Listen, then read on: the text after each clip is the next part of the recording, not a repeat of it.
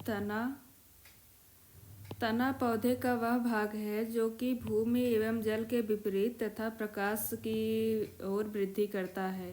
यह प्रांकुर अर्थात प्ल्यूम्यूल से विकसित होता है और कई शाखाओं, पत्तियों, फूल और फल धारण करता है। तने की विशेषताएं। तना पौधे का आरोही भाग है जो भूमि के विपरीत प्रकाश की ओर गति करता है।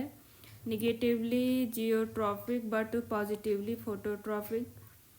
तने की अग्र सिरे पर कलिकाएं अर्थात बड्स पाई जाती हैं जिनसे तना वृद्धि करता है।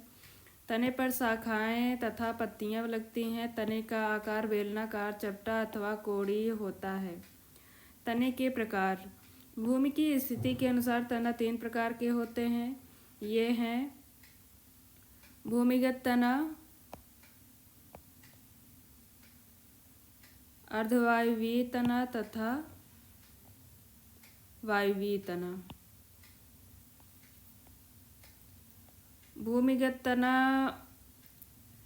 पौधे के तने का वह भाग जो भूमि के अंदर पाया जाता है भूमिगत तना कहलाता है। भूमिगत तने में पर्वसंधियाँ, पर्णकलिकाएँ तथा शल्क पाए जाते हैं। प्रतिकूल परिस्थितियों में भूमिगत तने भोजन संग्रह करने के कारण मोटा एवं मांसल हो जाता है, जैसे हल्दी, अदरक, केला, फर्न, आलू, प्याज, लहसुन, कचालू, जिमीकंद, अरबी आदि। भूमिगत तने का रूपांतरण, मॉडिफिकेशन ऑफ अंडरग्राउंड स्टेम। प्रतिकूल परिस्थितियों में भूमिगत तने भोजन संग्रह करने का कार्य करने लगते हैं, जिसके कारण वे फूलकर मोटे एवं मांसल हो जाते हैं। ये निम्नलिखित प्रकार के होते हैं। प्रकंद अर्थात राइजोम। यह मोटा फैला हुआ भूमिगत तना होता है। इसमें कक्षस्थ तथा अग्रस्थ कलिकाएं पाई जाती हैं। यह तना शाखा रहित या शाखा युक्त हो सकता है। कभी कभी इसमें अपस्थानिक जड़ अर्थात एडवेंटिशियस रूट्स भी विकसित हो जाती हैं। इनमें स्पष्ट पर्वसंधियाँ तथा शल्क पत्र पाए जाते हैं। इस प्रकार का भूमिगत तना हल्दी, अदरक, केला, फर्न आदि पौधों में पाया जाता है। स्तंभ कंद अर्थात स्टेम ट्यूबर। यह एक प्रकार का भूमिगत तना है। यह भोजन संग्रह करने के कारण शीर्ष पर फूल जाता है। इस प्रकार के तने की सतह पर अनेक गड्ढे होते हैं जिन्हें आँखें कहते हैं। प्रत्येक आँख एक शल्क पत्र होता है जो पर्वसंधि की स्थिति को दर्शाता है तथा प्रसुप्त कलिकाएं होती हैं। इन्हीं प्रसुप्त कलिकाओं से वायवीय अर्थात एरियल शाखाएं निकलती हैं, जिसके अगले सिरे पर अग्रस्थ कलिकाएं होती हैं जो कि अनुकूल परिस्थितियों में वृद्धि करके नए पौधे को जन्म देती हैं। इस प्रकार का तना आलू में पाया जाता है। शल्क रूट, शल्क कंज अर्थात बल्ब। इस प्रकार की भूमिगत तना बहुत से छोटे छोटे शल्क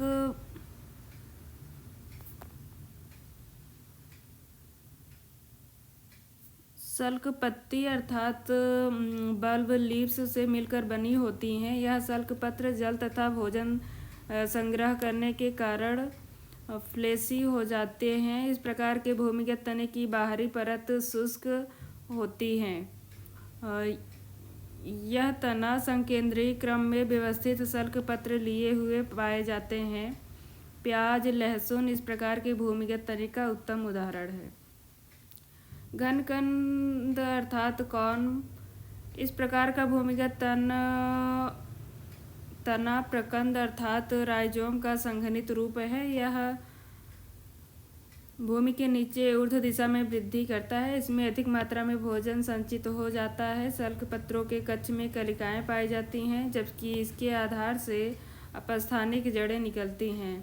कचालू एवं जिमीकंद में इस प्रकार का भूमिगत तना देखने को मिलता है। दूसरा है अर्धवायवीय तना, सब एरियल स्टेम। जब तने का कुछ भाग भूमि के अंदर तथा कुछ भाग भूमि के बाहर वायु में पाया जाता है, तब इस प्रकार के तने को अर्धवायवीय तना कहते हैं, जैसे दूब घास, मर्सिलिया, पैसिफ्लोरा, अरुई, जलकुंभी, समुद्री शोख, गुलदाउदी, पिपरमेंट आदि। अर्धवायवीय तने में कायिक जनन के लिए कलिकाएं पाई जाती हैं, जिनसे पार्श्व शाखाएं अर्थात लैटरल ब्रांचेज की उत्पत्ति होती है। अर्धवायवीय तने का रूपांतरण। ऊपरी भूस्तरीय अर्थात रनर, यह भूमि की सतह के समानांतर फैला हुआ अर्धवायवीय तना है। इस प्रकार के तने में लंबे एवं पतले पर्व पाए जाते हैं। पर्व संधियों से ऊपर की ओर शाखाएं एवं तना तथा भूमि के अंदर अपस्थानिक जड़ें निकलती हैं। दूब घास, मरसली आदि में ऊपर भूस्तरीय तना पाया जाता है।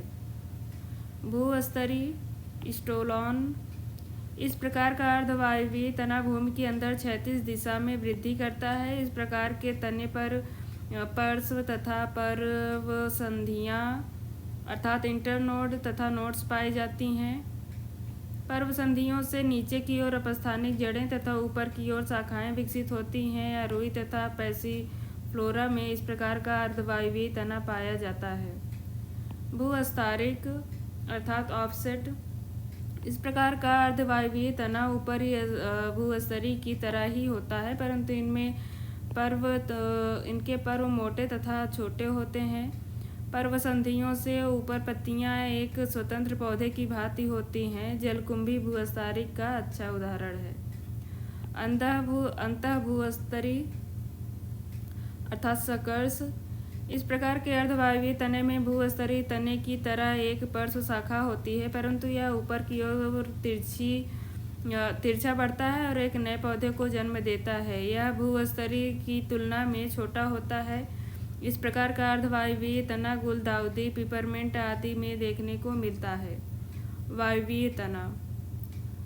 एरियल स्टेम, जब संपूर्ण तना भूमि के ऊपर स्थित होता है तो ऐसे तने को वायवीय तना कहते हैं। इस प्रकार के तने में शाखाएं, पत्तियां, पर्व संधियां, कलिकाएं, फल, फूल सभी पाए जाते हैं। उदाहरण के लिए गुलाब, अंगूर, नागफनी, रसकस, कोकोलोवा आदि। वायवीय तने का रूपांतरण। कंटक स्तंभ अर्थात स्टेम थॉर्न, इस प्रकार के तने में कंटस्थ कलिकाएं कांटे के रूप में परिवर्तित हो जाती हैं। इन कांटों पर पत्ती, शाखा एवं पुष्प विकसित होते हैं। नींबू, वेगेनविलिया आदि पौधे में कंटक स्तंभ पाए जाते हैं। स्तंभ प्रतान अर्थात स्टेम टेंड्रिल, इस प्रकार के तने में पत्तियों के कक्ष में निकली शाखा बनने वाली कलिका एक कुंडलित तनु बना लेती है, जो कमजोर तने वाले पौधों के आरोहण में सहायता करती है। यह तनु फिलामेंट की स्तंभ प्रतान कहलाता है। अंगूर तथा कुकुरबिटेसी कुल के पौधे में स्तंभ प्रतान पाया जाता है। पर्णकाय स्तंभ, फाइलोक्लेड, यह एक हरा चपटा तथा कभी कभी गोलाकार होता है, जो कि पत्तियों की भांति कार्य करता है। इसकी पत्तियां कांटे रूपी संरचना में परिवर्तित हो जाती हैं। यह रूपांतरण पौधों में होने वाले जल हानि को रोकता है। पर्णकाय स्तंभ अनिश्चित वृद्धि वाली शाखा में विकसित होते हैं। नागफनी तथा केजुराइना पर्णकाय स्तंभ का उत्तम उदाहरण है। पर्णाभ पर्त अर्थात क्लेडोड, कुछ पौधों की पर्त संधियों से छोटी हरी बेलनाकार अथवा चपटी शाखाएं निकलती हैं। इस प्रकार की शाखाएं पत्तियों के कक्ष से निकलती हैं, जो स्वयं सल्क पत्र अर्थात स्केली लीव्स में रूपांतरित हो जाती हैं। ऐसा रूपांतरण पौधों में वाष्पोत्सर्जन की दर को कम करने के उद्देश्य से होता है। प्रकाश संश्लेषण की क्रिया हरे तने एवं उसकी शाखाओं के द्वारा संपादित होती है। तनों के इस प्रकार के रूपांतरण को पर्णाभ पर्व कहते हैं। सतावर अर्थात एस्परागस, रसकस पर्णाभ पर्व का सुंदर उदाहरण है। पत्र प्रकलिका, बलविली, कुछ पौधों की कक्षस्थ एवं पुष्प कलिकाएं विशेष छोटे आकार की रचना में रूपांतरित हो जाती हैं, जिन्हें पर्ण प्रकलिका कहते हैं। ये पत्र प्रकलिका अपने मातृ पौधे से अलग होकर मिट्टी में गिर जाती हैं तथा अनुकूल परिस्थितियों में विकसित होकर नए पौधे को जन्म देती हैं। अलोए अगेव आदि पौधों में पत्र प्रकलिका देखने को मिलती हैं। लीफ अर्थात पत्ती, तने तथा शाखाओं की पर्व संधियों से निकलने वाली पार्श्व असमान भाग को पत्ती कहते हैं। हरित लवक की उपस्थिति के कारण पत्ती का रंग हरा होता है। पत्ती के भाग, आकारिकीय दृष्टि से पत्ती के 3 भाग होते हैं। पत्राधार, लीफ बेस, यह पत्ती का आधारी भाग है जो पत्रवृंत और स्तंभ को जोड़ता है, अर्थात पेडियोल तथा स्टेम को जोड़ता है।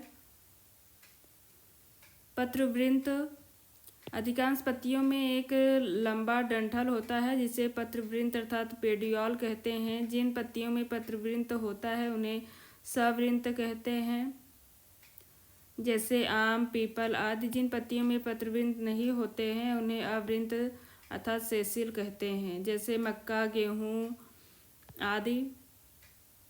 पत्रवृंत पत्ती के फलक को प्रकाश में उठाए रखता है ताकि अधिक से अधिक प्रकाश प्राप्त हो सके। पत्र फलक, लीफ ब्लेड और लैमिना, यह पत्ती का हरा, चपटा एवं फैला हुआ भाग है। इसके मध्य में पत्रवृंत से लेकर पत्तों के शीर्ष तक प्राय एक मोटी सिरा होती है जिसे मध्य सिरा अर्थात मिड रिब कहते हैं। यह मध्य सिरा से दोनों तरफ अनेक पतली पतली सिराएं निकलती हैं जिससे पुनः और पतली सिराएं निकलती हैं। ये पत्र फलक को कंकाल की भांति दृढ़ता प्रदान करते हैं, परंतु इनका मुख्य कार्य जल तथा भोज्य पदार्थों का परिवहन होता है। पत्ती के प्रकार, पत्र फलक के कटाव के आधार पर पत्तियां 2 प्रकार की होती हैं, सरल पत्ती एवं संयुक्त पत्ती। सरल पत्ती वह पत्ती जिसका फलक अधिक हो और यदि कटा भी हो तो कटाव कभी कभी मध्य सिरा या पत्रवृंत तक ना पहुँचे, सरल पत्ती कहलाती है, जैसे आम की पत्ती। संयुक्त पत्ती वह पत्ती जिसका पत्र फलक का कटाव कई स्थानों पर फलक की मध्य सिरा या फलक के आधार तक पहुँच जाता है तथा जिसके फलस्वरूप फलक अनेक छोटे छोटे खंडों में बंट जाता है, संयुक्त पत्ती कहलाती है। पत्तियों के कार्य, पत्तियां पौधे का महत्वपूर्ण अंग हैं या निम्नलिखित प्रमुख कार्य संपादित करती हैं। पत्तियां प्रकाश संश्लेषण की क्रिया द्वारा पौधे के भोजन के लिए भोजन का निर्माण करती हैं। पत्तियां प्रकाश संश्लेषण एवं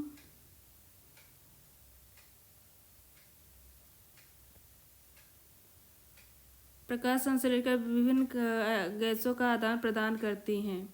पत्तियां ट्रांसपीरेशन की क्रिया अर्थात उत्स्वेदन की क्रिया को नियंत्रित करती हैं। पत्तियां कलिकाओं को सुरक्षा प्रदान करती हैं। यह कंटकों में रूपांतरित होने पर पशु पक्षियों से पौधों की रक्षा करती हैं। प्रतंतुओं में रूपांतरित होने पर यह कमजोर पौधों को मजबूत आधार प्रदान करती हैं तथा आरोहण में मदद करती हैं। कीटबच्ची पौधों में पिचर, ब्लेडर आदि में यह रूपांतरण होकर प्रोटीन युक्त पोषण में सहायता करती है।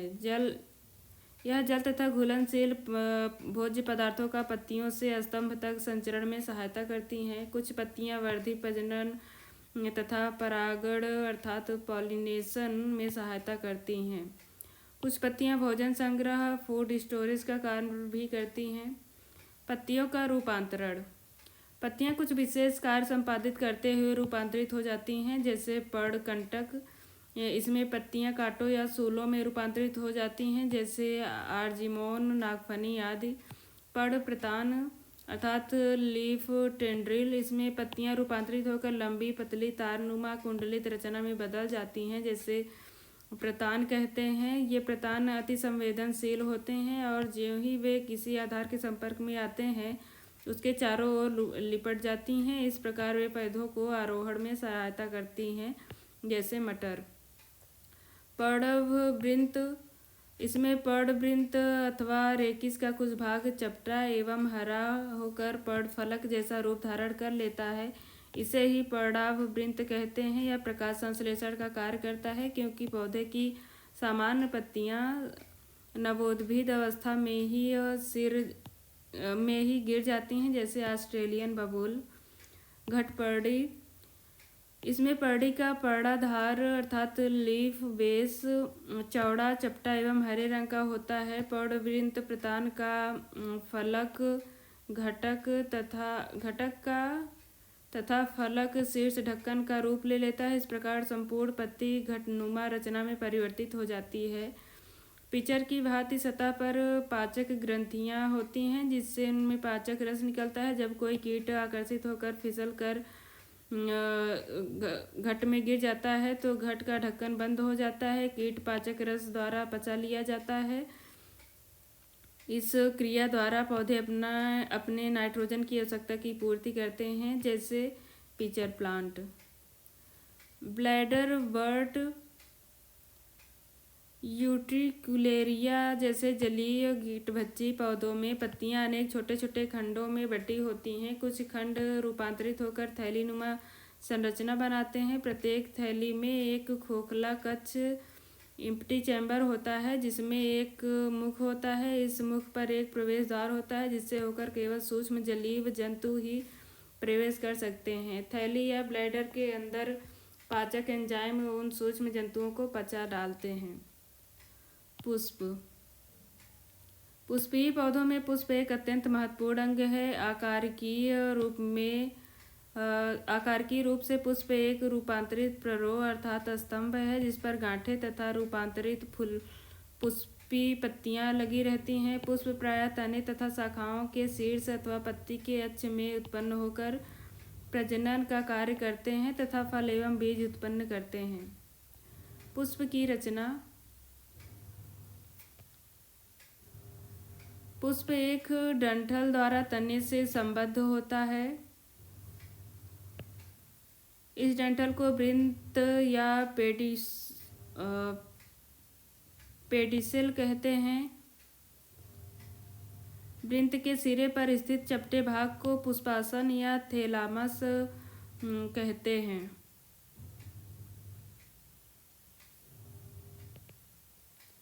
इसी पुष्पासन पर पुष्प के विभिन्न पुष्पीय भाग अर्थात फ्लोरल पार्ट एक विशेष प्रकार के चक्र में व्यवस्थित होते हैं। पुष्प के 4 मुख्य भाग होते हैं। बाह्य दल अर्थात कैलिक्स, दलपुंज, कोरोला, पुमंग अर्थात एंड्रियोसियम, जायांग अर्थात जीनोसियम।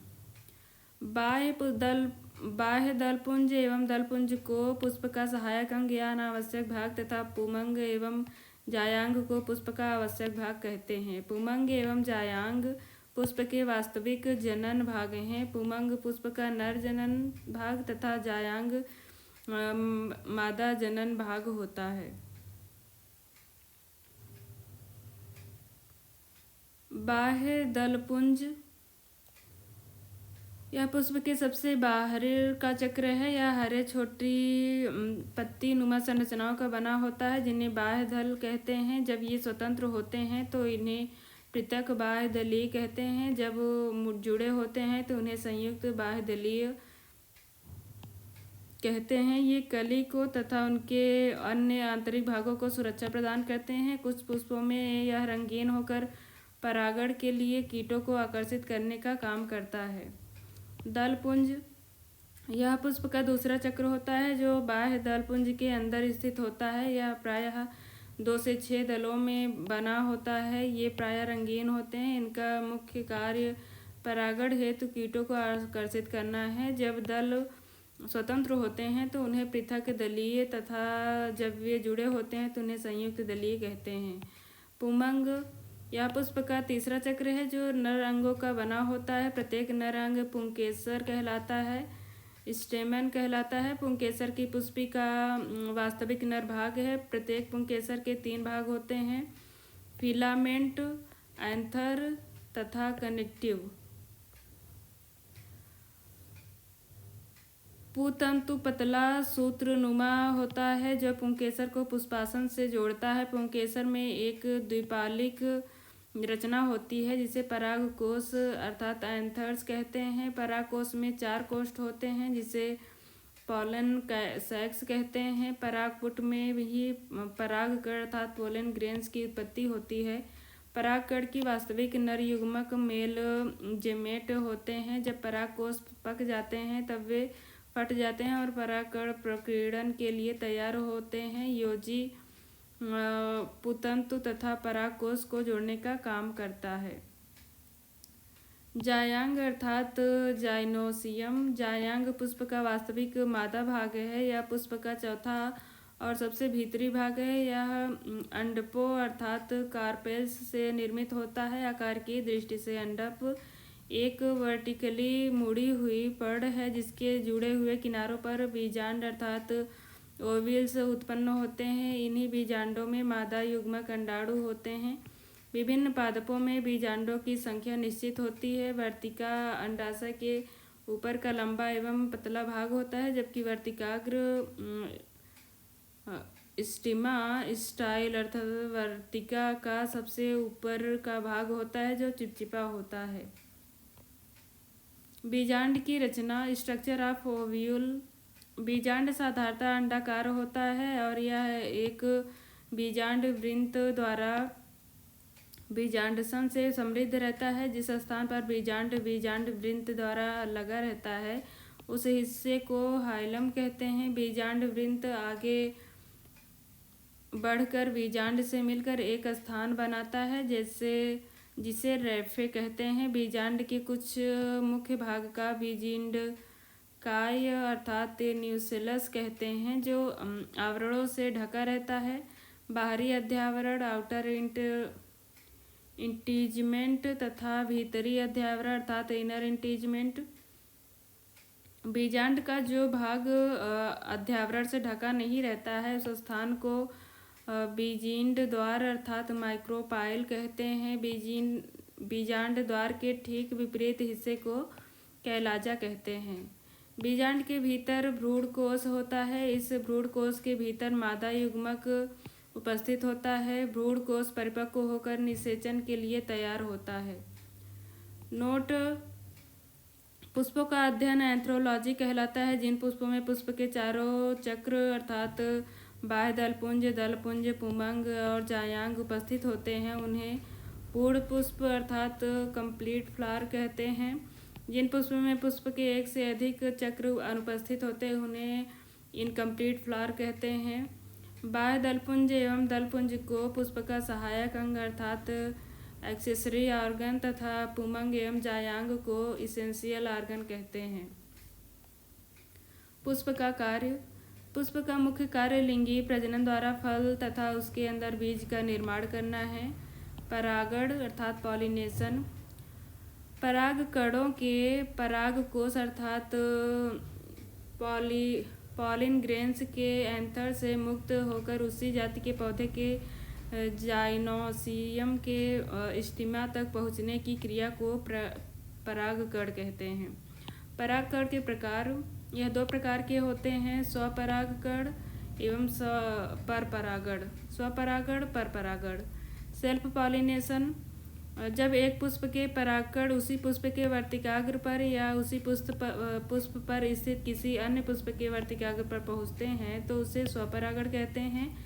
दूसरा है क्रॉस पॉलिनेशन: जब एक पुष्प का परागकण उसी जाति के दूसरे पौधे पर स्थित पुष्प के वर्तिकाग्र तक पहुँचता है तो उसे परपरागण कहते हैं। परपरागण कई माध्यमों से होता है पर परपरागण पौधे के लिए उपयोगी होता है।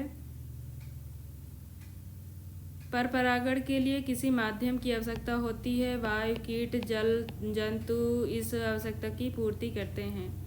परागण की विधियाँ: परागण की निम्नलिखित विधियाँ हैं। वायु परागण वायु द्वारा, कीट परागण कीट द्वारा, जल परागण जल द्वारा, जंतु परागण जंतु द्वारा, पक्षी परागण पक्षियों द्वारा और मेलेकोफिलस घोंघे का द्वारा परागण, चेरोप्टोपिलस अर्थात वायु परागण, इनेमोफिलस, इंटोमफिलस कीट परागण, हाइड्रोफिलस जल परागण, जूफिलस जंतु, ऑर्निथोफिलस पक्षी ऑर्निथोफिलस पक्षी मेलाकोफिलस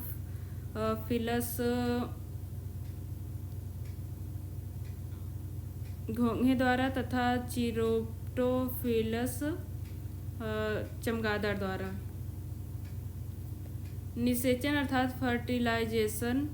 परागण के पश्चात निषेचन की क्रिया प्रारंभ होती है। परागनली अर्थात पॉलिन ट्यूब ओव्यूल में प्रवेश करके बीजांडासन को भेदती हुई भ्रूणपोष अर्थात इंडोस्पर्म तक पहुंचती है और परागकणों को वहीं छोड़ देती है। इसके पश्चात एक नर युग्मक एक अंडकोशिका से संयोजन करता है, इसे ही निषेचन कहते हैं। अब निषेचित अंड फर्टिलाइज जाइगोट बनाता है अर्थात यह कहलाता है। यह युग्मनज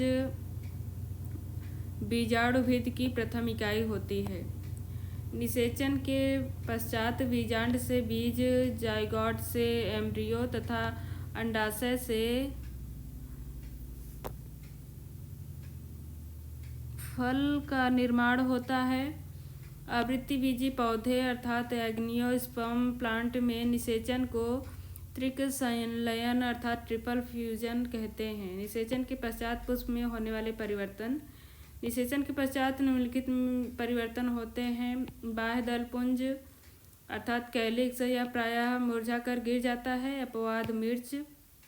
दलपुंज अर्थात कोरोला यह मुरझाकर गिर जाता है। पुंकेसर यह मुरझाकर झड़ जाता है। वर्तिका अर्थात स्टाइल यह मुरझा जाती है। स्टाइल वर्तिका यह मुरझा कर गिर जाती है। अंडाशय ओवरी यह फल में परिवर्तित हो जाता है तथा अंडाशय भित्ति ओवरी वाल यह फलावृत्ति अर्थात पेरिकार्प में परिवर्तित हो जाता है। त्रिसंयोजक केंद्रक ट्रिपल फ्यूज्ड न्यूक्लियस यह इंडोस्पर्म में परिवर्तित हो जाती है। एग सेल एम्ब्रियो में परिवर्तित हो जाती है। न्यूसेलस पेरीस्पर्म में परिवर्तित हो जाती है। ओव्यूल सीड में परिवर्तित हो जाती है। फल का निर्माण ओवरी से होता है। परिपक्व अंडाशय को ही फ्रूट कहते हैं। परिपक्व अंडाशय अर्थात मेच्योर ओवरी की फल भित्ति अर्थात पेरिकार्प का निर्माण करती है। फल भित्ति मोटी या पतली हो सकती है। मोटी फल भित्ति में प्राय 3 स्तर हो जाते हैं। बाहरी स्तर को बाह्य फल भित्ति, इपीकार्प, मध्य स्तर को मेसोकार्प तथा सबसे अंदर के स्तर को इंडोकार्प कहते हैं। फल के प्रकार ये 2 प्रकार के होते हैं, ट्रू फल तथा फॉल्स फ्रूट। ट्रू फ्रूट एवं फॉल्स फ्रूट। यदि फल के बनने में केवल अंडाशय ही भाग लेता है तो उसे सत्य फल कहते हैं, जैसे आम। कभी और असत्य फल में कभी कभी अंडाशय के अतिरिक्त पुष्प के अन्य भाग जैसे पुष्पासन, बाह्य दल इत्यादि भी फल बनाने में भाग लेते हैं। ऐसे फलों को असत्य फल या कूट फल कहते हैं, जैसे सेब में पुष्पासन थैलमस फल बनाने में भाग लेता है। संपूर्ण फलों को 3 भागों में विभाजित किया गया है। सरल फल जैसे अमरूद, केला, नारियल, सुपारी, खीरा, ककड़ी, लौकी, तरबूज, संतरा, मौसमी, टमाटर, मिर्च, अंगूर, पपीता, सेब, नाशपाती, अनार आदि। पुंज फल या समूह फल शरीफा, रसभरी, मदार, चंपा, सदाबहार, कमल, स्ट्रॉबेरी आदि। संग्रहित फल अर्थात कंपोजिट फ्रूट सहतूत, कटहल, अनानास, बरगद, गूलर, अंजीर आदि। सरल फल जब किसी पुष्प के अंडाशय से केवल एक ही फल बनता है तो ऐसे फलों को सरल फल कहते हैं। सरल फल को एकल फल भी कहा जाता है। सरल फल भी 2 प्रकार के होते हैं। सरल फल सक्यूलेंट फ्रूट्स। इस प्रकार का सरल फल रसदार, गूदेदार एवं अप्रस्फुटनशील होता है, जैसे आम, नारियल आदि। सरल फल 6 प्रकार के होते हैं। अस्थिर फल अर्थात ड्रूप जैसे आम, बेर, नारियल, सुपारी आदि। पीपो जैसे खीरा, ककड़ी, लौकी, तरबूज आदि। हिस्पेरिडियस हिस्पेरिडियम अर्थात जैसे संतरा, मौसम्बी, नींबू। बेरी जैसे टमाटर, अमरूद, मिर्च, अंगूर, केला, पोम, सेब, नाशपाती। बैलस्टा जैसे अनार। शुष्क फल यह 9 प्रकार का होता है। कैरियोप्सिस गेहूँ, मक्का, जौ, धान आदि। सिप्सेला गेंदा, सूर्यमुखी आदि। नट सिंघाड़ा, लीची, काजू आदि। लेज्यूम और पॉड जैसे मटर, सेम, चना। सिलिक्यूमा जैसे सरसों, मूली आदि। कोष्ठ विदारक अर्थात लोक्यूलिसिडल भिंडी, कपास आदि। लोमेंटम बबूल, इमली, मूंगफली। क्रोमोकार्प जैसे सौंफ, जीरा, धनिया आदि। रेगमा जैसे रेड़ी।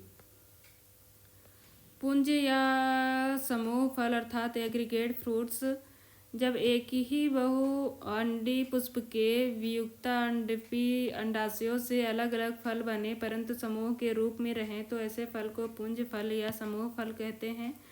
जैसे स्ट्रॉबेरी, शरीफा, चंपा, मदार आदि। पुंज फल भी 4 प्रकार के होते हैं। बेरी का पुंज फल इटेरियो ऑफ बेरीज जैसे शरीफा। अस्थिल का पुंज फल अर्थात इटेरियो ऑफ ड्रम्स जैसे रसभरी। इटेरियो ऑफ फॉलिकल्स चंपा, मदार, सदाबहार। इटेरियो ऑफ एक्नीज कमल, स्ट्रॉबेरी आदि।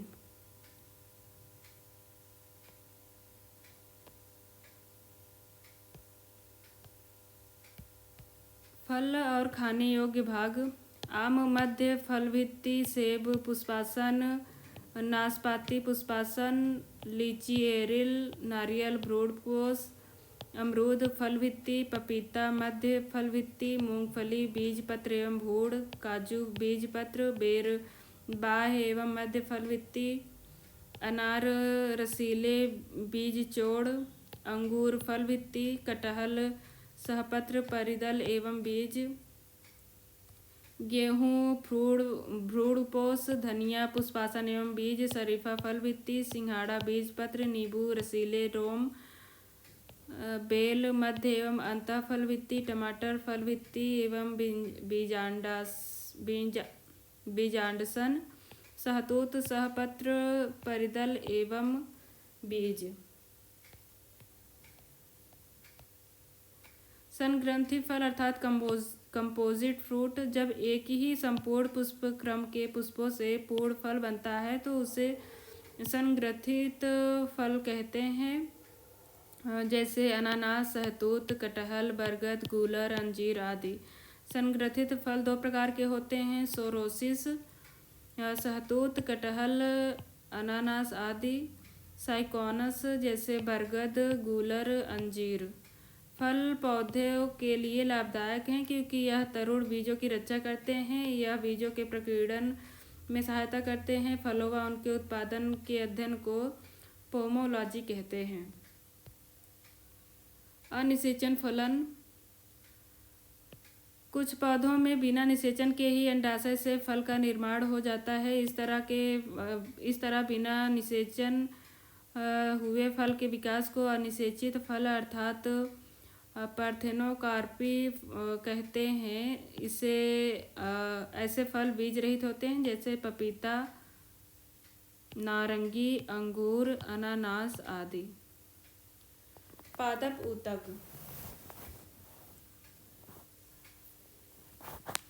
समान उत्पत्ति एवं समान कार्यों को संपादित करने वाली कोशिकाओं के समूह को टिश्यू कहते हैं। टिश्यू का अध्ययन जीव विज्ञान की जिस शाखा के अंतर्गत किया जाता है उसे हिस्टोलॉजी कहते हैं। इस शाखा की स्थापना इटली के वैज्ञानिक मार्सेलो मालपिघी ने की थी।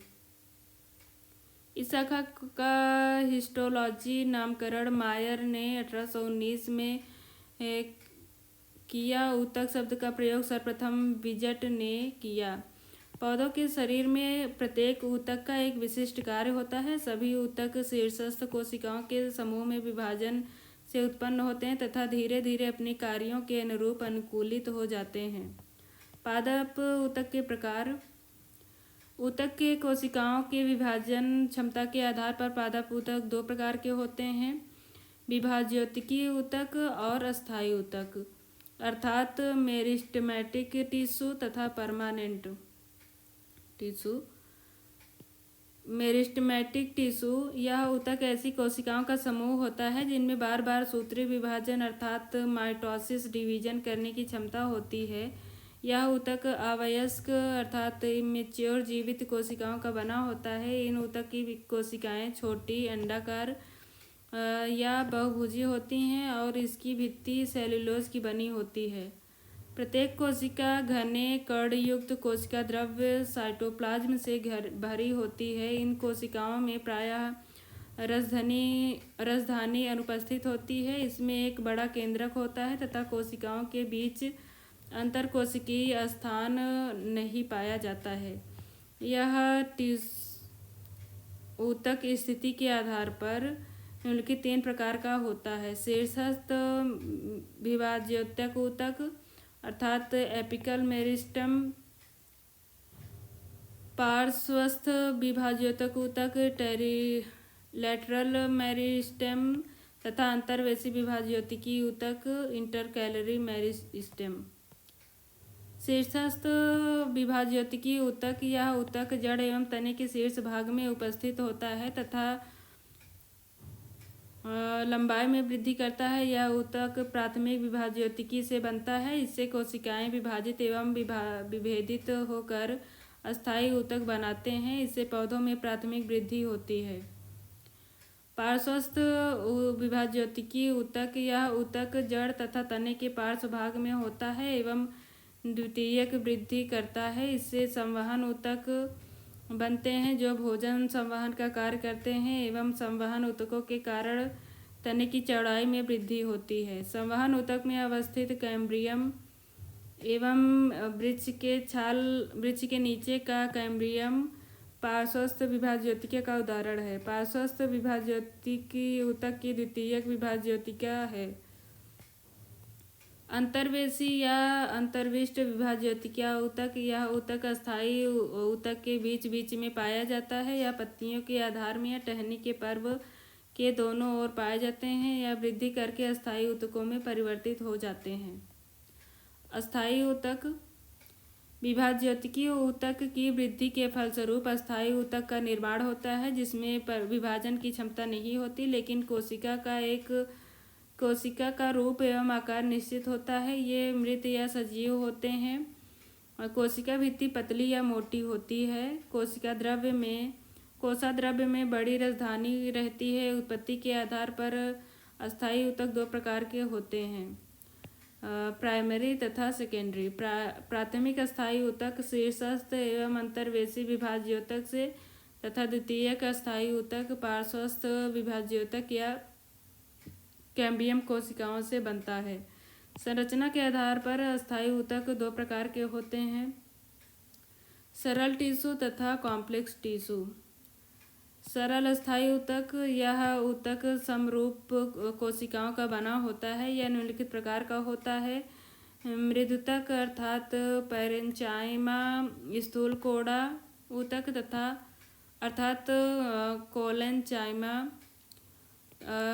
एवं दृढ़ ऊतक जो स्क्लेरेंचाइमा कहलाता है। मृदुतक यह अत्यंत सरल प्रकार का अस्थायी ऊतक होता है। इस ऊतक की कोशिकाएं जीवित, गोलाकार, अंडाकार, बहुभुजी या अनियमित आकार की होती है। इस ऊतक की कोशिका में सघन कोशिका द्रव्य एवं एक केंद्रक पाया जाता है। इनकी कोशिका भित्ति पतली एवं सेल्यूलोज की बनी होती है। इस प्रकार की कोशिका के बीच अंतरकोशिकीय अंतर रहता है, अंतरकोशिकीय स्थान रहता है। कोशिका के मध्य में एक बड़ी रसधानी अर्थात वोक्यूल रहती है। यह नए तने, जड़ एवं पत्तियों के एपिडर्मिस एवं कॉर्टेक्स में पाया जाता है। कुछ मृदुतक में क्लोरोफिल पाया जाता है जिसके कारण प्रकाश संश्लेषण की क्रिया संपन्न होती है। इन ऊतकों को हरित लवक या क्लोरेनकाइमा कहते हैं। जलीय पौधों में तैरने के लिए कैविटीज रहती हैं जो मृदुतक के बीच पाई जाती हैं। इस प्रकार के मृदुतक को एरेनकाइमा कहते हैं। फंक्शन, यह एपिडर्मिस के रूप में पौधों का संरक्षण करता है। पौधे के हरे भाग में, खासकर पत्तियों में, यह भोजन का निर्माण करता है। यह ऊतक संचित क्षेत्र में भोजन का संचय करता है एवं उत्सर्जित पदार्थों जैसे गोंद, रेजिन, टेनिन आदि को भी संचित करता है। यह ऊतक भोजन के पार्श्व चालन में सहायता करता है। इनमें पाए जाने वाले अंतरकोशिकीय स्थान गैसीय विनिमय में सहायता करते हैं। स्थूल कोण ऊतक, यह ऊतक की कोशिकीय केंद्रक युक्त लंबी या अंडाकार या बहुभुजी जीवित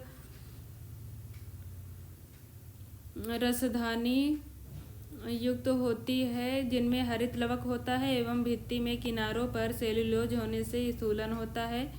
इनमें अंतर कोशिकीय स्थान बहुत कम होता है। यह ऊतक पौधे के नए भागों पर पाया जाता है। यह विशेषकर तने के एपिडर्मिस के नीचे पर्णवृंत, पुष्पवृंत और पुष्पावली पर पाया जाता है, लेकिन जड़ों में नहीं पाया जाता। कार्य, यह पौधों को यांत्रिक सहायता प्रदान करता है। जब इनमें हरित लवक पाया जाता है तब यह भोजन का निर्माण करते हैं। दृढ़ ऊतक, प्लेरेनकाइमा, इस ऊतक की कोशिकाएं मृत, लंबी, संकरी एवं दोनों सिरों पर नुकीली होती हैं। इनमें जीव द्रव्य नहीं होता है। इनकी भित्ति लिग्निन के जमाव के कारण मोटी हो जाती है। ये भित्तियां इतनी मोटी होती हैं कि कोशिका के भीतर कोई आंतरिक स्थान नहीं रहता है। यह कॉर्टेक्स पेरिसाइकिल बंडल में पाया जाता है। दृढ़ ऊतक पौधों के तना, पत्तियों के सिरा, फलों एवं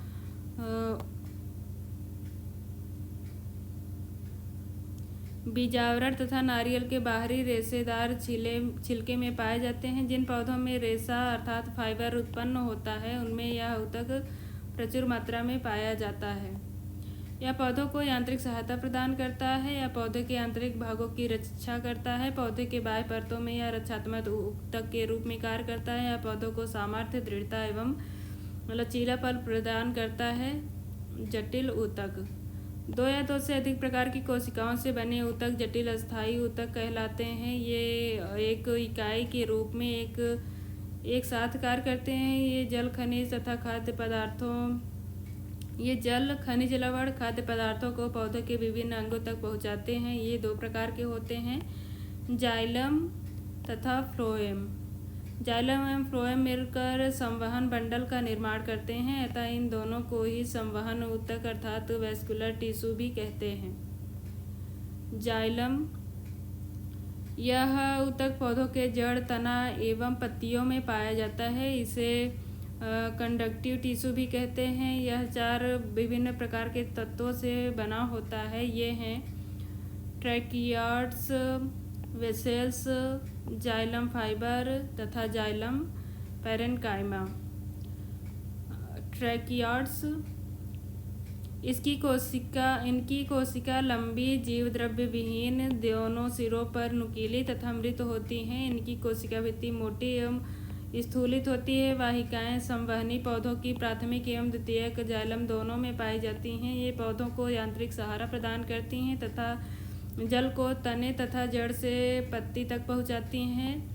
वेसेल्स, इनकी कोशिकाएं मृत एवं लंबी नली के समान होती है। कभी कभी स्थूलित भित्तियां विभिन्न तरह से मोटी होकर वलयाकार, सर्पिलाकार, सीढ़ीनुमा, गर्ती, जालिका रूपी वाहिकाएं बनाती हैं। ये वाहिकाएं आवृतबीजी पौधों के प्राथमिक एवं द्वितीयक जाइलम में पाई जाती हैं। ये पौधों की जड़ से जल में खनिज लवण को पत्तियां तक पहुंचाती हैं।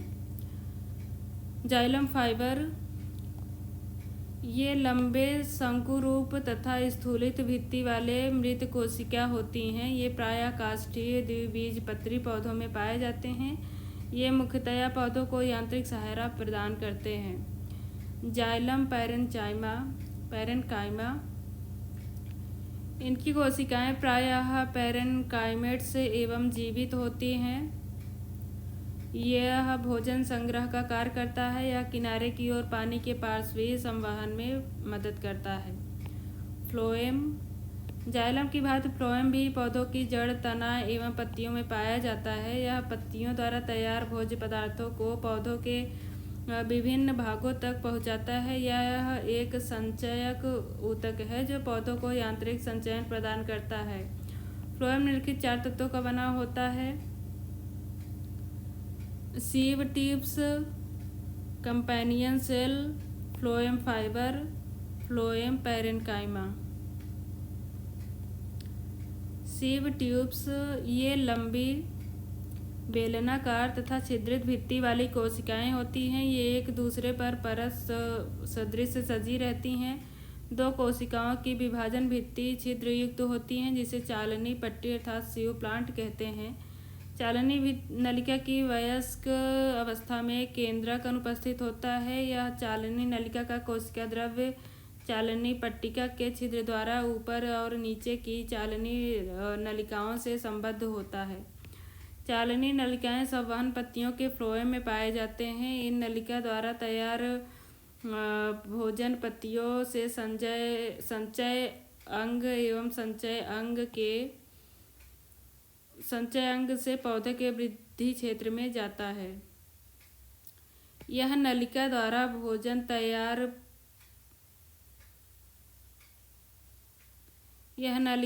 तैयार भोजन पत्तियों से संचय अंग और संचय अंग से पौधों के वृद्धि क्षेत्र में जाता है।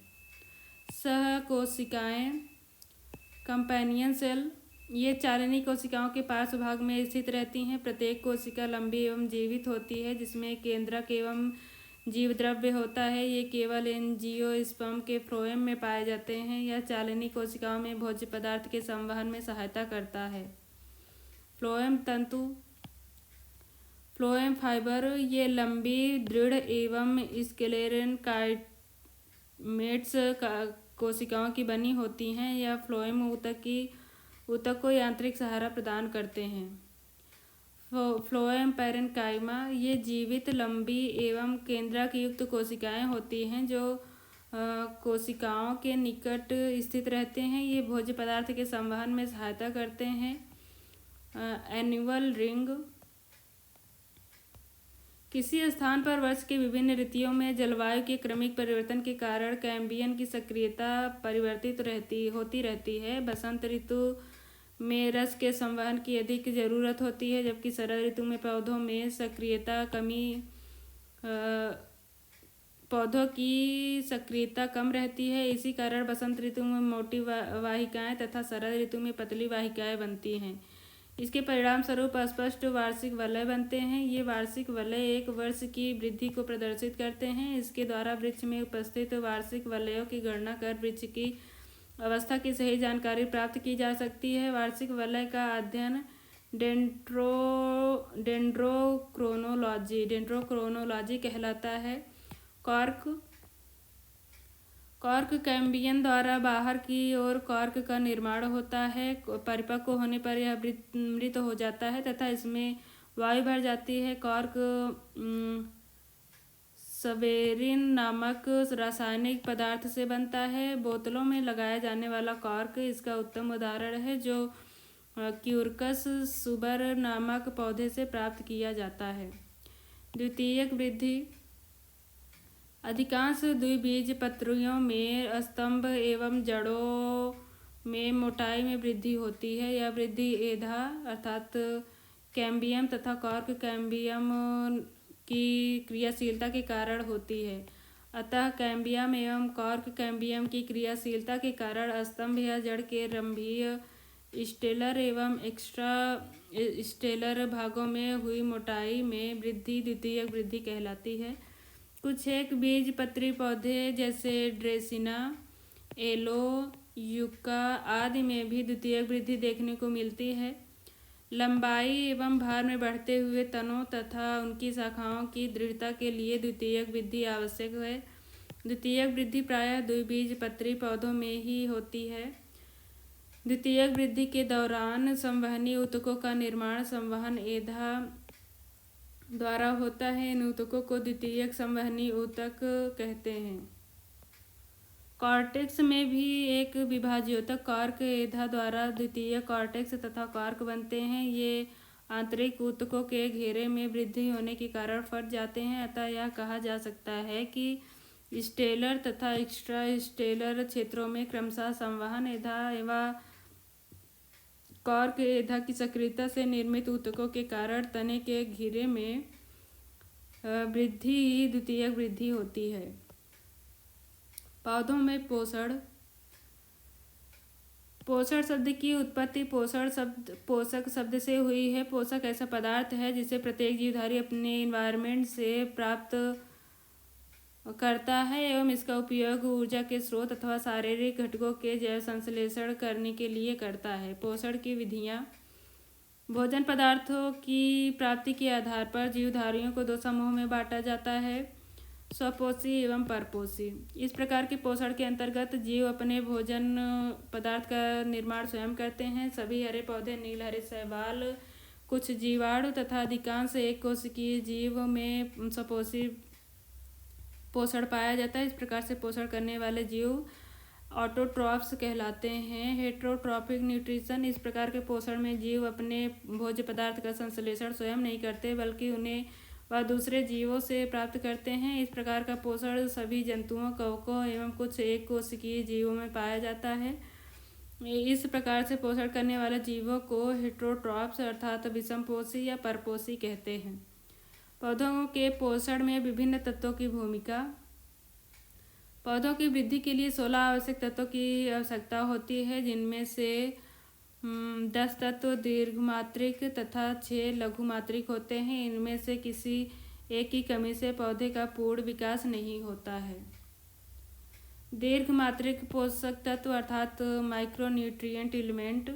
दीर्घमात्रिक पोषक तत्व के अंतर्गत वे पोषक तत्व आते हैं जिनकी पौधों को अधिक मात्रा में आवश्यकता होती है। इनमें 10 तत्व होते हैं।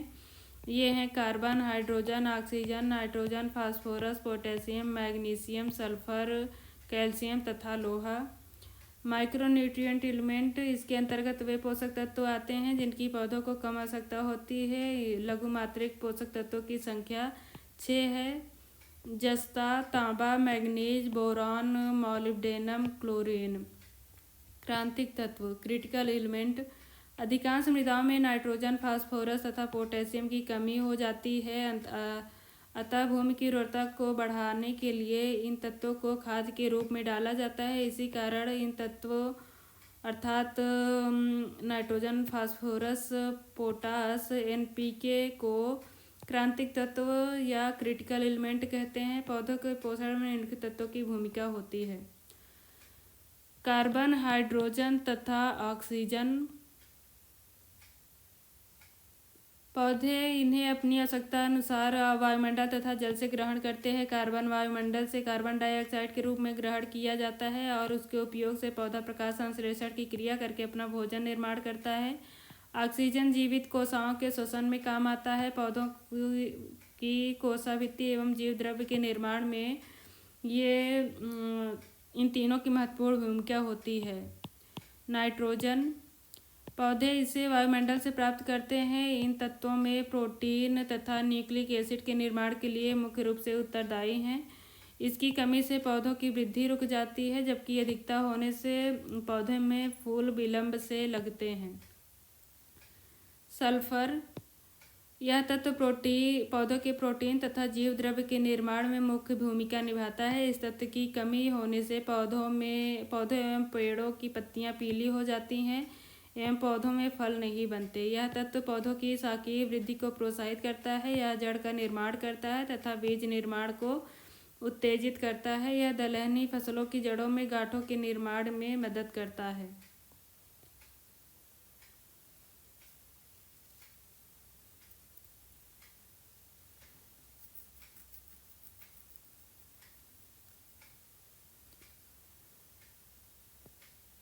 यह तत्व न्यूक्लिक एसिड तथा फॉस्फोलिपिड पदार्थों में पाया जाता है।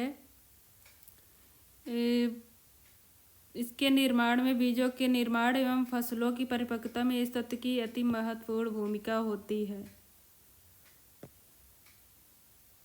फास्फोरस। पोटेशियम पौधों की वृद्धि में पोटेशियम तत्व की महत्वपूर्ण भूमिका होती है। इसकी कमी से पत्तियों पर अंगमारी अर्थात ब्लाइट हो जाता है, जिससे प्रोटीन संश्लेषण की क्रिया में रुकावट आती है। कैल्शियम। यह डीएनए एवं आरएनए को प्रोटीन से संयुक्त करने, क्रोमोसोम के निर्माण, वसा के संश्लेषण, कार्बोहाइड्रेट एवं एमिनो एसिड के परिवहन में सहायता करता है। इसकी कमी से पौधों में बीज नहीं बनते एवं हरित लवक उचित ढंग से कार्य नहीं करता है। मैग्नीशियम। इस तत्व की प्रकाश संश्लेषण की क्रिया में महत्वपूर्ण भूमिका होती है। यह क्लोरोफिल में संयोजन कर प्रोटीन संश्लेषण में महत्वपूर्ण भूमिका निभाता है। पौधों में मैग्नीशियम की कमी होने से वे पीले हो जाते हैं, जिसे क्लोरोसिस कहते हैं अर्थात हरिमहीनता कहते हैं। लोहा। यह तत्व पौधों में श्वसन क्रिया में महत्वपूर्ण भूमिका निभाता है। यह क्रेब्स चक्र में भी महत्वपूर्ण भूमिका निभाता है। पौधों के जीव द्रव्य तथा क्रोमैटिक में पाया जाता है। पौधों में लोहे की कमी होने से क्लोरोसिस या हरिमहीनता होती है। मैंगनीज। पौधों में इस तत्व की आवश्यकता क्लोरोफिल के निर्माण में होती है। यह नाइट्राइड से नाइट्रेट बनाने में महत्वपूर्ण भूमिका निभाता है। इसकी कमी से पौधों की पत्तियां भूरी हो जाती हैं। तांबा। यह श्वसन में उपयोग एंजाइम में उपस्थित होता है। इसकी कमी से पौधों में क्लोरोसिस होता है। जिंक। इस तत्व की कमी से पौधों की लंबाई में वृद्धि रुक जाती है एवं पौधे बौने हो जाते हैं। साथ ही साथ फल का विकास नहीं हो पाता और पौधों की पत्तियां छोटी रह जाती हैं। यह इंडोल एसिटिक अम्ल अर्थात IAA के संश्लेषण में उपयोगी होता है। बोरॉन। यह मुख्यतः शर्करा के ट्रांसलोकेशन में सहायता करता है। इसकी कमी से पौधों में शूट ट्रिप नष्ट हो जाते हैं। मॉलिब्डेनम। यह नाइट्रोजन के मेटाबॉलिज्म में मुख्य भूमिका निभाता है। इसकी कमी से फूल गोभी एवं पत्ता गोभी में व्हिप्पटेल रोग हो जाता है। नोट। धान का खैरा रोग जिंक की कमी से होता है। मटर का मार्च रोग मैंगनीज की कमी से। फूल गोभी का व्हिप्पटेल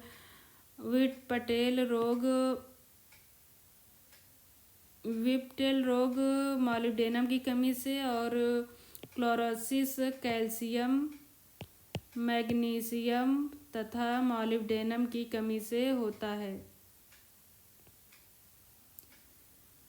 नींबू का बैग डिसीज कॉपर की कमी से होता है। आम का लिटिल लीफ रोग जस्ता की कमी से होता है। नींबू का लिटिल लीफ रोग कॉपर की कमी से होता है। Nitrogen fixation. वायुमंडल में नाइट्रोजन की मात्रा 78% होती है, लेकिन इतनी अधिक मात्रा होते हुए भी वायुमंडलीय नाइट्रोजन पौधों के लिए अनुपयोगी होता है। पौधों में नाइट्रोजन को गैसीय रूप में ग्रहण करने की क्षमता का पूर्णतः अभाव होता है। पौधे नाइट्रेट तथा नाइट्राइट के रूप में नाइट्रोजन ग्रहण करते हैं। यौगिकों के रूप में उपस्थित नाइट्रोजन स्थिर नाइट्रोजन कहलाता है। अतः वायुमंडल के मुक्त नाइट्रोजन गैस का नाइट्रोजन के यौगिक के रूप में परिवर्तन करने की क्रिया ही नाइट्रोजन स्थिरीकरण कहा जाता है। नाइट्रोजन का स्थिरीकरण 2 विधियों से होता है। प्राकृतिक विधि। लेग्यूमिनस परिवार के पौधों की जातियों में उपस्थित होती है। इन गांठों के पौधों की जड़ों एवं तनों में उपस्थित होती है। इन गांठों के ऊपर या इनके निकट की भूमि में कुछ सहजीवी जीवाणु राइबोसोम रहते हैं। ये जीवाणु वायुमंडल से सीधे नाइट्रोजन ग्रहण कर इसे नाइट्रेट में परिवर्तित कर लेते हैं, जो मिट्टी में चला जाता है। पौधे मिट्टी से नाइट्रेट ग्रहण कर प्रोटीन का संश्लेषण करते हैं। इस प्रकार इन पौधों के कट जाने के बाद पौधों में नाइट्रोजन युक्त खाद की मात्रा पहले की तुलना में बढ़ जाती है। इसी कारण भूमि को अधिक उपजाऊ बनाने के लिए इसमें लेग्यूमिनस परिवार के पौधों की खेती की जाती है। विद्युत विसर्जन द्वारा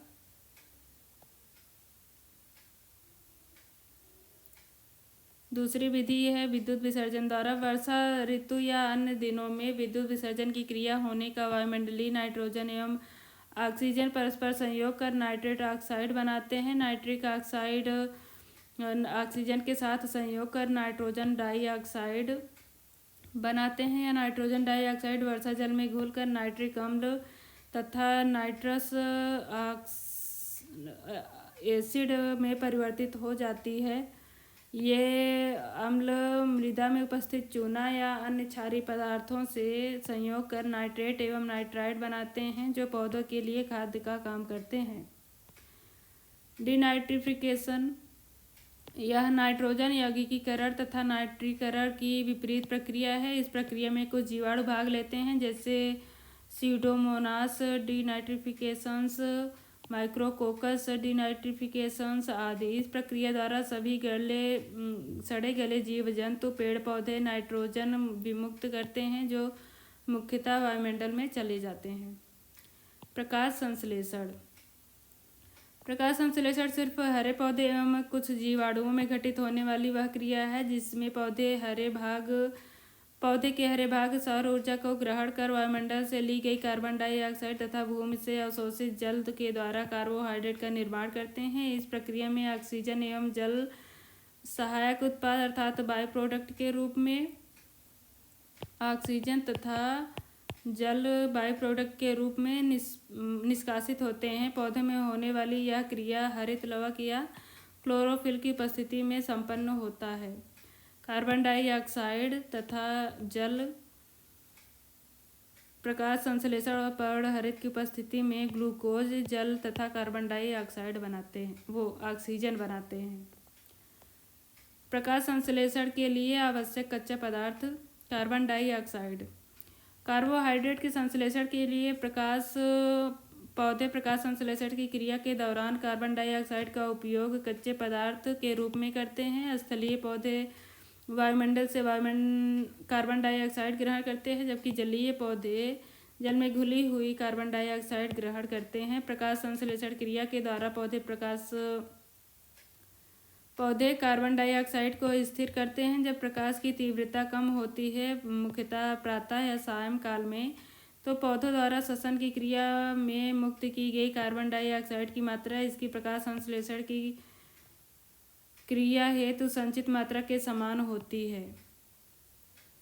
इस स्थिति को संतुलन बिंदु अर्थात कंपनसेशन पॉइंट कहा जाता है। रात्रि के समय पौधे प्रकाश संश्लेषण की क्रिया नहीं करते बल्कि संचित पदार्थ का उपापचयन करते हैं और कार्बन डाइऑक्साइड छोड़ते हैं।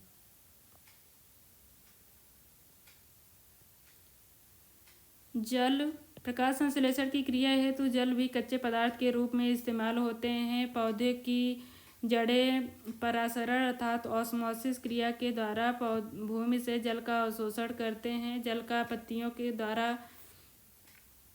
का पत्तियों तक आरोही संवहन जाइलम ऊतक के रूप में होता है जहाँ ये प्रकाश संश्लेषी कोशिकाओं तक पहुँच जाते हैं। हाइड्रोजन की प्राप्ति जल के माध्यम से ही होती है जो कि कार्बन डाइऑक्साइड का अपचयन करता है। प्रकाश की उपस्थिति में जल का विखंडन इस प्रकार होता है H2O H प्लस ऑक्सीजन तथा 2E माइनस निगेटिव। क्लोरोफिल पर्णहरित वर्णक मुख्यतः हरित लवक नामक पादप कोशिकांग में पाया जाता है। प्रकाश संश्लेषण की क्रिया के लिए पर्णहरित बहुत ही आवश्यक है। दूसरे शब्दों में यह प्रकाश संश्लेषण की क्रिया का केंद्र होता है। पौधों की जिन कोशिकाओं में पर्णहरित उपस्थित होता है केवल वे ही प्रकाश संश्लेषण कर पाते हैं। पौधों में पर्णहरित प्रायः हरी पत्तियों में पाया जाता है। इस कारण पत्तियों को पौधे का प्रकाश संश्लेषी अंग अर्थात फोटोसिंथेटिक ऑर्गन ऑफ प्लांट्स कहा जाता है। एल्गी एवं हाइड्रिला भी जो प्रायः जल में मिलते हैं का पूरा शरीर ही प्रकाश संश्लेषी होता है। हरित लवक एक सतत दोहरी झिल्ली से घिरे होते हैं। उच्च पादपों में हरित लवक में अस्तरमय रचनाओं की पत्तियां होती हैं जिन्हें ग्रेना कहते हैं। हरित लवक का आंतरिक स्तर इसकी कैविटी को अस्तरित करता है जिसे पीठिका अर्थात स्ट्रोमा कहते हैं। प्रकाश संश्लेषण की क्रिया इन्हें ग्रेना एवं स्ट्रोमा में संपन्न होती है। पर्णहरित में 4 पाइरोल रिंग का बना चपटा पोरफॉरिन हेड जिसके केंद्र में मैग्नीशियम का एक परमाणु तथा एक रिंग पर हाइड्रोकार्बन चेन होती है। क्लोरोफिल ए का सूत्र C50H72O5N4Mg तथा क्लोरोफिल बी का सूत्र होता है C50H70O6N4 मैग्नीशियम। प्रकाश संश्लेषण की क्रिया केवल दृश्य वर्णों अर्थात विबग्योर में संपन्न होती है। पर्णहरित प्रकाश में बैंगनी, नीला एवं लाल रंगों को ग्रहण करता है अर्थात वैनिला। प्रकाश संश्लेषण की क्रिया बैंगनी रंग के प्रकाश में सबसे कम और लाल रंग के प्रकाश में सबसे अधिक होती है। कुछ कृत्रिम स्रोत भी प्रकाश संश्लेषण की क्रिया को संपन्न करने में समर्थ होते हैं।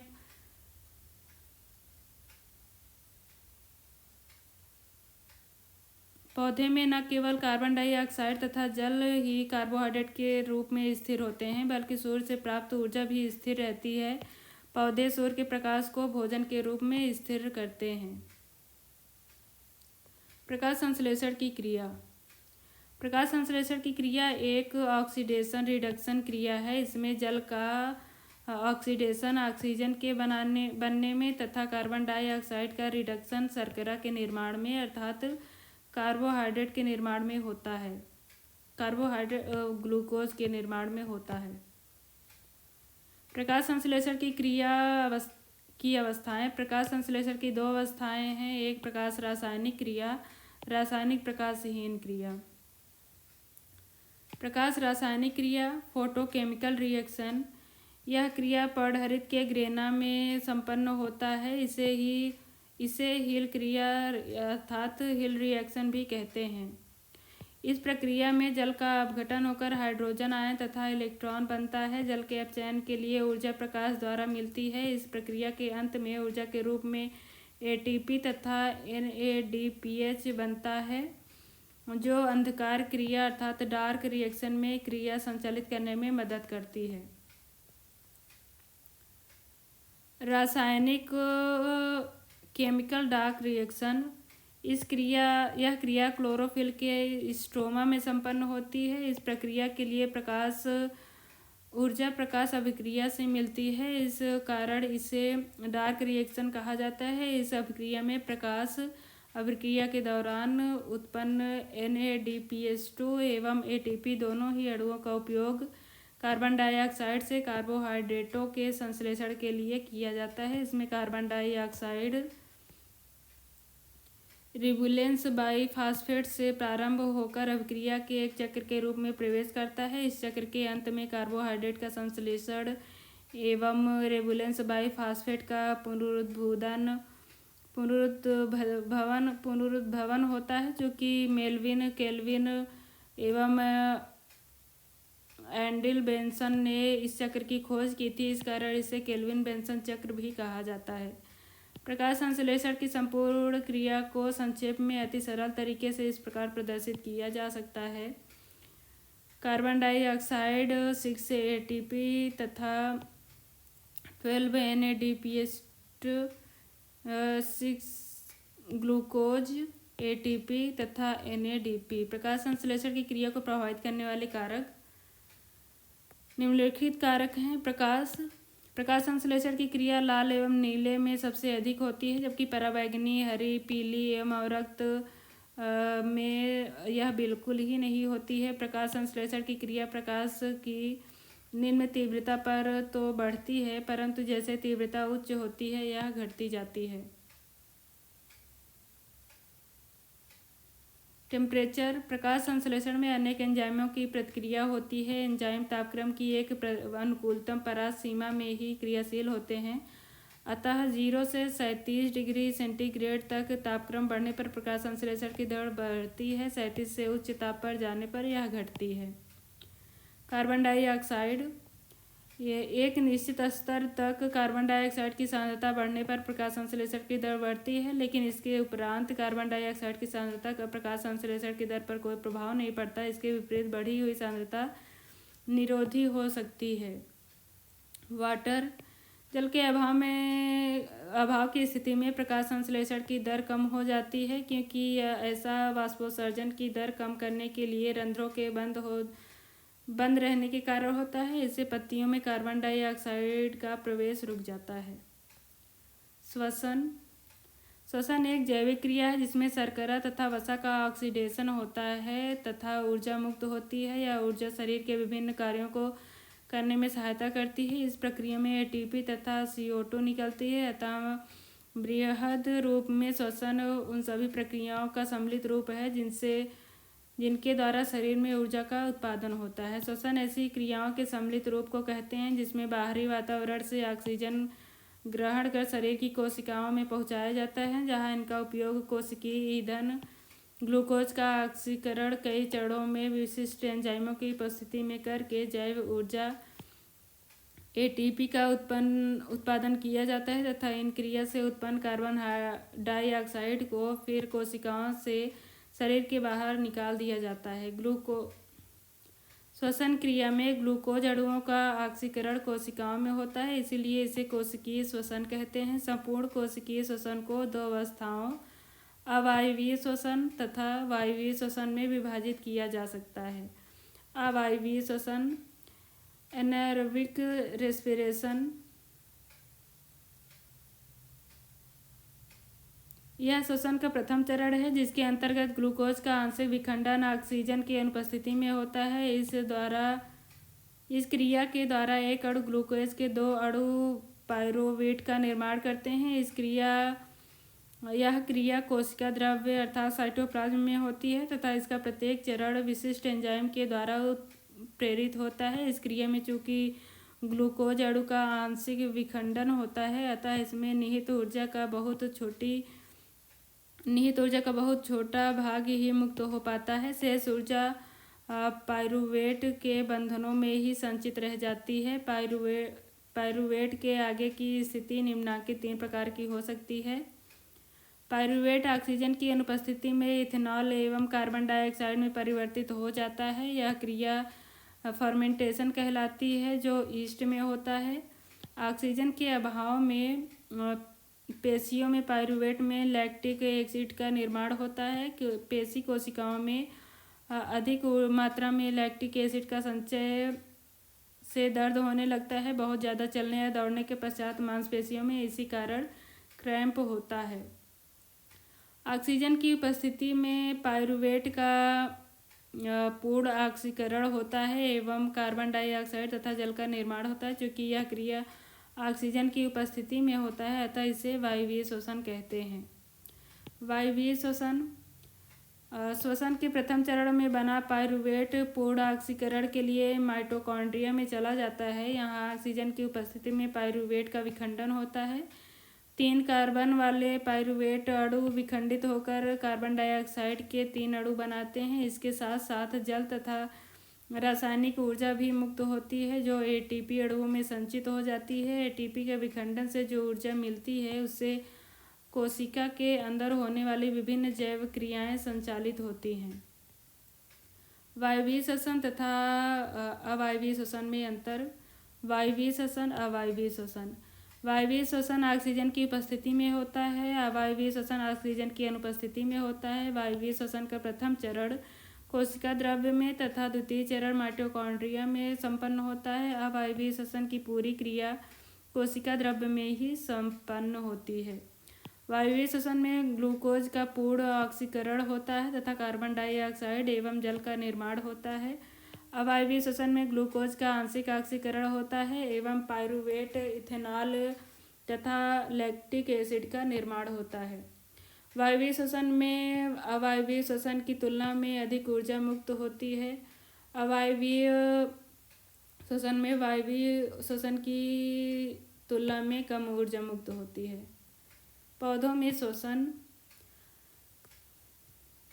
में श्वसन गैसों का आदान प्रदान शरीर की सतह द्वारा विसरण अर्थात डिफ्यूजन क्रिया से होता है। इसके लिए ऑक्सीजन युक्त वायुमंडल से पत्तियों के रंध्रों अर्थात